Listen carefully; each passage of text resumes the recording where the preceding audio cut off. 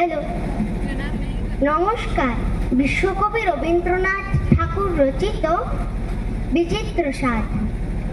আমি যখন পাঠশালাতে যাই, আমাদের এই বাড়ির গলি দিয়ে 10টা বেলায় রোজ দেখতে পাই ফেরিওয়ালা যাচ্ছে ফেরি নিয়ে। চুরি চায়, চুরি চায়, সে হাঁকে। চিনের পুতুল ঝুড়িতে তার থাকে। যায় সে চলে যে পথে তার খুশি, যখন খুশি খায় সে বাড়ি গিয়ে। 10টা বাজে, 10:30 বাজে, নাইকো তারা, হয় বা পাছে দেরি।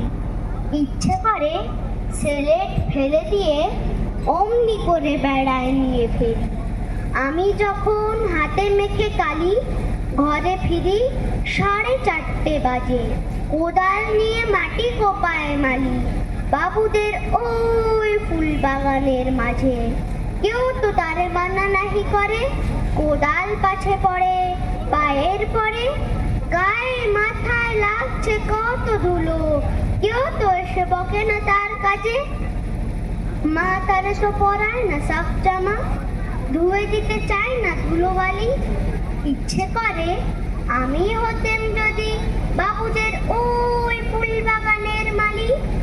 একটু বেশি রাত না হতে হতে মা আমারে ঘুম পাড়াতে চায়। জানলা দিয়ে দেখিছে পথে পাগড়ি পরে পাহাড় ওলা যায়। আধার গলি, লোক বেশি না চলে, গ্যাসের আলো মিটমিটিয়ে জ্বলে। লণ্ঠনটি ঝুলিয়ে নিয়ে হাতে দাঁড়িয়ে থাকে বাড়ির দরজায়। রাত হয়ে যায় 10টা, 11টা, কেউ তো কিছু বলে না তার লাগি। ইচ্ছে করে পাহাড় ওলা হয়ে গলির ধারে আপন মনে যাকি। নমস্কার।